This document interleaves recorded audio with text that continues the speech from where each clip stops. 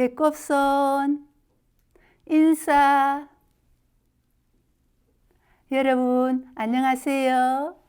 저는 여러분에게 재밌는 이야기를 들려줄 손정이 아름다운 이야기 할머니예요.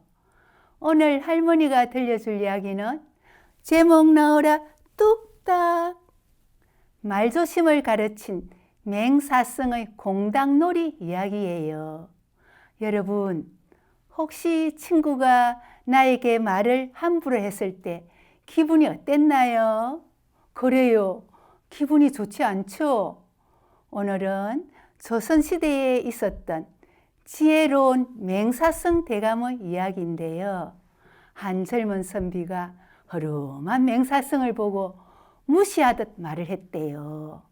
그때 맹사성은 젊은 선비에게 화를 내지 않고 재미있는 말놀이로 말조심을 가르쳤다고 해요.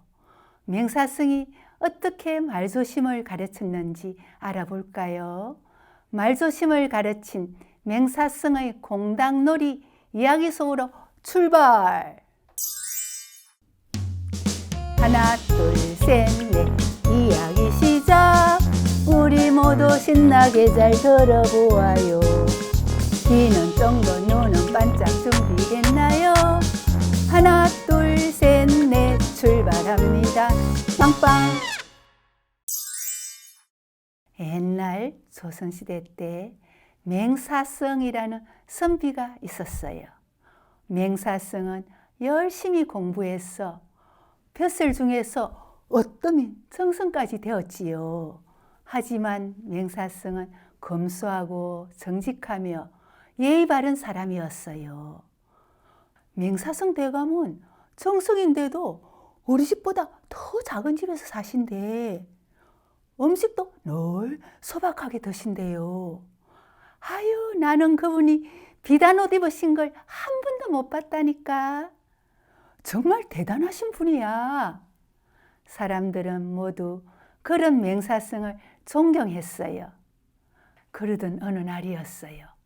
맹사성이 집으로 가고 있는데 갑자기 비가 쏟아졌어요. 주위를 둘러보던 맹사성 눈에 주막이 보였지요. 잘됐다. 저 주막에서 쉬어가야겠어. 맹사성은 얼른 주막으로 들어갔어요.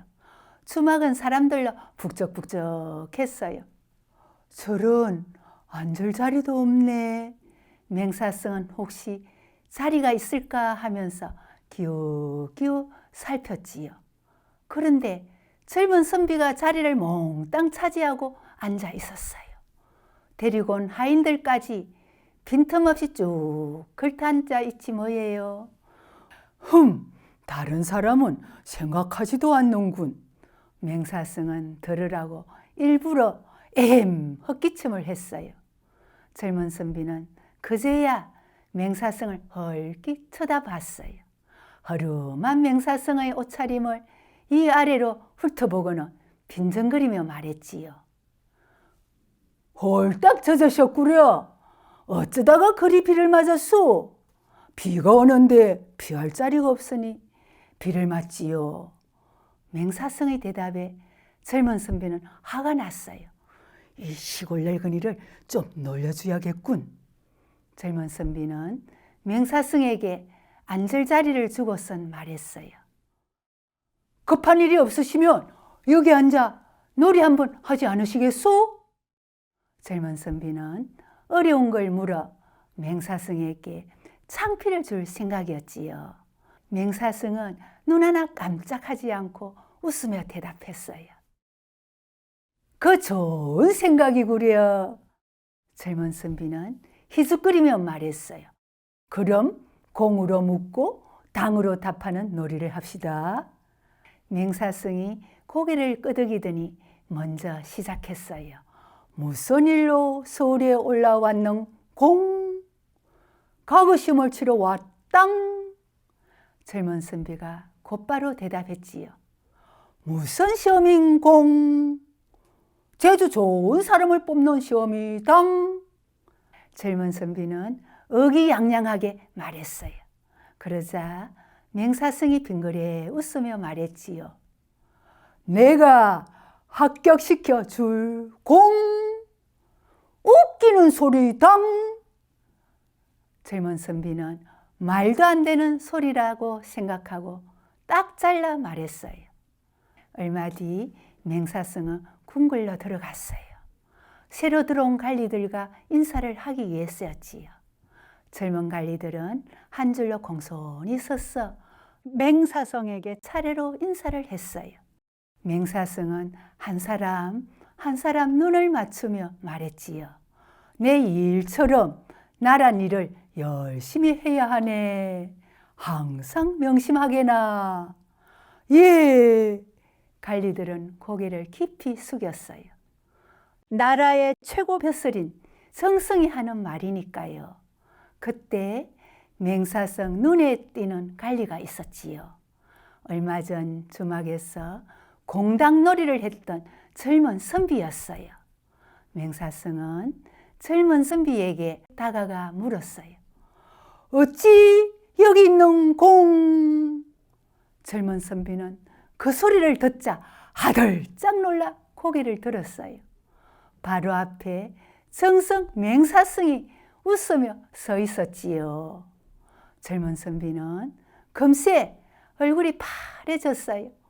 시골 늙은이가 그 유명한 맹사성 정성이었다니 나는 이제 죽었구나. 젊은 선비는 바닥에 넙죽 엎드렸어요. 죽어 마땅합니다. 하하하. 그 모습에 맹사성은 큰 소리로 웃었어요. 옆에 있던 사람들은 궁금해서 다들 눈이 둥그레졌지요. 맹사성은 주막에서 있었던 일을 사람들에게 말해 주었어요. 아이고 그런 일이. 허허허. 모두 맹사성과 함께 큰 소리로 웃었어요. 젊은 선비는 창피해서 얼굴이 빨개졌지요. 그 후로 잘못을 깨달은 젊은 선비는 절대로 외모와 차림새로 사람을 판단하지 않았어요. 말도 함부로 하지 않고 행동도 늘 조심했지요. 젊은 선비는 맹사성을 넓고 깊은 마음을 본받아 아주 훌륭한 관리가 되었답니다. 여러분, 할머니가 들려준 이야기 잘 들었나요?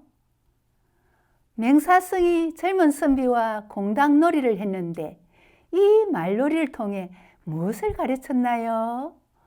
네, 젊은 선비에게 말조심을 가르쳤지요. 조심하는 것은 잘못이나 실수가 없도록 신경을 쓰는 것을 말해요. 이것은 다른 사람을 존중하는 마음에서 나오죠. 그래서 말을 조심하자, 행동을 조심하자는 말을 써요. 또 감기 조심해, 길을 걸을 때 조심해 등 마음에 새겨 주의하는 것도 조심하다를 쓴답니다. 여러분, 맹사성 대감이 집으로 가다가 갑자기 비가 내려 비를 피한 곳이 있었죠? 거기가 어디일까요?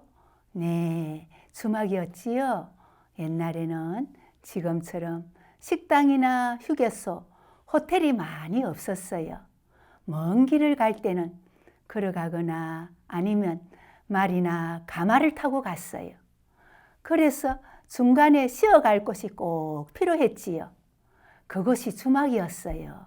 배고프면 밥을 먹고 어른들은 술을 마시고 피곤하면 하룻밤 잘 수 있는 곳이었답니다. 나그네들은 주막에 들려서 따뜻한 국밥을 먹고 마당에 있는 평상에 앉아 이야기꽃을 피우기도 했지요. 주막 이야기가 궁금한 친구들은 도란도란 이야기 보따리 홈페이지에서 자세한 내용을 찾아보아요. 여러분, 할머니와 말조심을 가르친 맹사성의 공당놀이 이야기를 정리해 보아요. 조선시대의 정성 맹사성은 검소하고 겸손한 태도로 사람들에게 많은 존경을 받았어요. 어느 날 비를 피해 들어간 주막에서 젊은 선비가 그 외모와 차림새를 보고 무례하게 대했지요. 하지만 맹사성은 화내지 않고 공당놀이를 통해 말과 행동을 조심해야 한다는 것을 일깨워 주었지요. 훗날 젊은 선비는 부끄러움을 알고 스스로 반성하며 훌륭한 사람이 된다는 이야기였어요. 여러분도 맹사성을 넓고 깊은 마음을 본받아 예모와 차림새로 사람을 판단하지 않고 다른 사람을 존중하는 친구가 되었으면 좋겠어요.